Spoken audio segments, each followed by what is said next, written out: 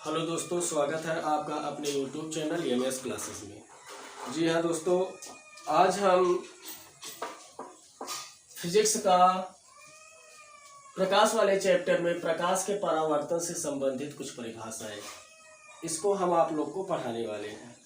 जी हाँ दोस्तों, इसके पहले हमने आपको प्रकाश का परावर्तन पढ़ा लिया है। अब प्रकाश के परावर्तन के बाद प्रकाश से संबंधित कुछ परिभाषाएं पढ़ानी है। जैसा कि आप जानते हैं, परावर्तन से संबंधित कुछ कड़ियाँ होती हैं। उसी कड़ियों के विषय में आपको बेसिक जानकारी जरूरी है।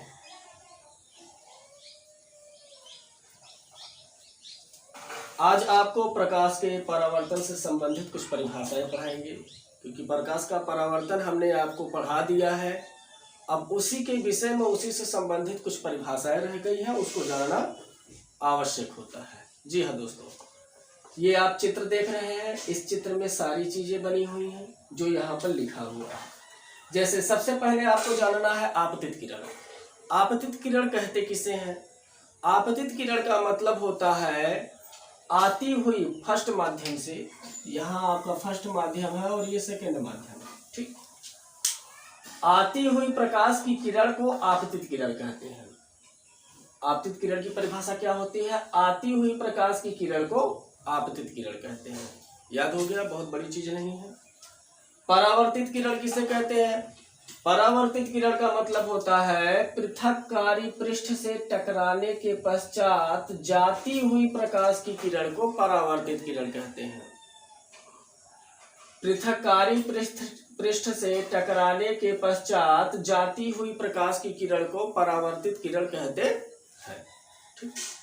अब तीसरे बिंदु पर आते हैं। ये फर्स्ट वाला हो गया, ये हो गया आपतित किरण का मतलब आती हुई प्रकाश की किरण को आपतित किरण कहते हैं। परावर्तित किरण का मतलब जाती हुई प्रकाश की किरण को परावर्तित किरण कहते हैं। सीधी बात। आते हैं आपतन बिंदु। आपतन बिंदु किसे कहते हैं? आपतन बिंदु का मतलब होता है आपतित किरण, परावर्तित किरण तथा अभिलंब पृथककारी पृष्ठ के जिस बिंदु पर मिलते हैं, इस पृथककारी पृष्ठ के जिस बिंदु पर मिलते हैं उसे हम आपतन बिंदु कहते हैं। या तो आप सीधा सीधा बोल सकते हैं कि आपतित किरण पृथककारी पृष्ठ को जिस बिंदु पर काटती है उसे हम आपतन बिंदु कहते हैं। चलिए आते हैं अभिलंब की तरफ। अभिलंब किसे कहते हैं? नॉर्मल।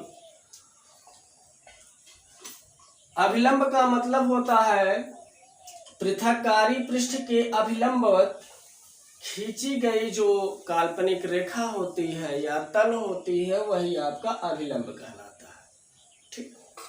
अभिलंब का मतलब पृथककारी पृष्ठ के अभिलंबवत खींची गई रेखा अभिलंब कहलाती है। अब आते हैं पृथककारी पृष्ठ पर। ये पृथककारी पृष्ठ होता क्या है? पृथककारी पृष्ठ का मतलब होता है जो पूरे समतल को दो पृष्ठों में अलग कर दे। जो पूरे समतल को दो तलों या दो माध्यमों में अलग कर दे, वही पृथककारी पृष्ठ कहलाता है। अब आते हैं आपतन कोण पर। आपतन कोण किसे कहते हैं? आपतन कोण का मतलब होता है आपतित किरण और अभिलंब। आपतित किरण और अभिलंब के बीच बना कोण आपतन कोण आई कहलाता है। आपतन कोण की क्या परिभाषा बन जाती है?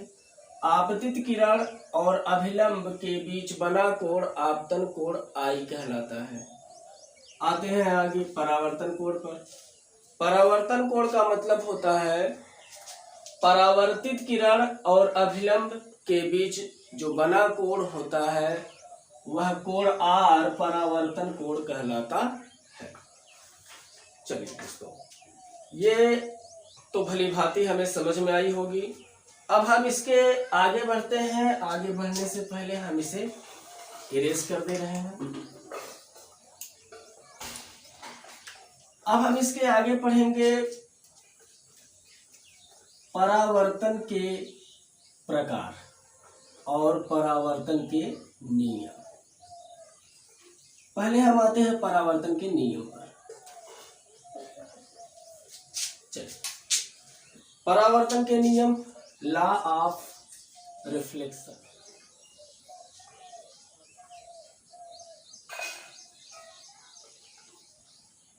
परावर्तन के नियम। जी हाँ दोस्तों, अब हम आते हैं परावर्तन के नियम पर। परावर्तन के दो नियम होते हैं। परावर्तन के दो नियम होते हैं। फर्स्ट नियम होता है आपतित किरण, परावर्तित किरण तथा अभिलंब तीनों एक तल पर होते हैं या एक बिंदु पर मिलते हैं।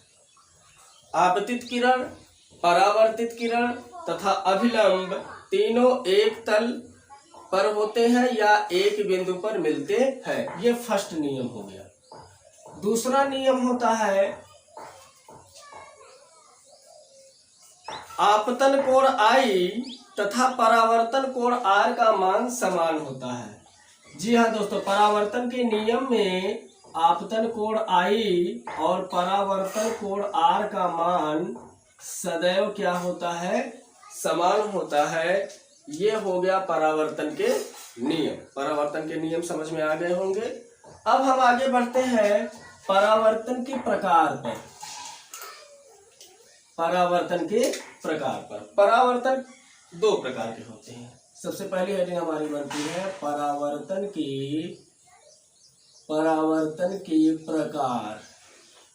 तो परावर्तन के प्रकार, परावर्तन दो प्रकार का होता है। पहला नंबर होता है नियमित परावर्तन। क्या? नियमित परावर्तन। अब ये नियमित परावर्तन क्या होता है? नियमित परावर्तन का मतलब होता है जब कोई प्रकाश की किरण किसी समतल और चिकने पृष्ठ पर पड़ती है तो वहां से परावर्तन के पश्चात किरणें समांतर हो जाती हैं, उसी को हम नियमित परावर्तन कहते हैं। चलिए देखते हैं चित्र के माध्यम से। ये आपका हो गया पृथककारी पृष्ठ। क्या हो गया? पृथककारी पृष्ठ। ये हो गया आपके पृथककारी पृष्ठ हो गया। चलिए, हमने क्या कहा? नियमित परावर्तन का मतलब होता है जब कोई प्रकाश की किरण किसी चिकने पृथककारी पृष्ठ पर पड़ती है तो उससे टकराने के पश्चात किरणें एक दूसरे के समांतर निकल जाती है। किरणें एक दूसरे के समांतर निकल जाती है, तो यही क्या कहलाती है? नियमित परावर्तन। ये क्या कहलाती है आपकी? नियमित परावर्तन। नियमित परावर्तन का मतलब समझ में आया? जब कोई प्रकाश की किरणें आती हैं, किसी पृथककारी चिकने पृष्ठ पर पड़ती हैं, तो वो टकराने के पश्चात किरणें एक दूसरे के समांतर निकल जाती है, यही नियमित परावर्तन कहलाता है। अब आते हैं दूसरे नियम पर। दूसरा प्रकार होता है अनियमित परावर्तन। क्या होता है? अनियमित परावर्तन। अनियमित परावर्तन का मतलब होता है जब प्रकाश की किरणें किसी खुरदुरे पृष्ठ पर पड़ती है तो वे खुरदुरे पृष्ठ से टकराने के पश्चात किरणें समांतर न होकर इधर उधर निकल जाती है, बिखर जाती है, उसी को हम लोग अनियमित परावर्तन कहते हैं और इसे विसरित परावर्तन के भी नाम से जानते हैं। चलिए देखते हैं। जब आपका पृथककारी पृष्ठ खुरदुरा हो, मतलब समतल ना हो, ये आपका पृथककारी पृष्ठ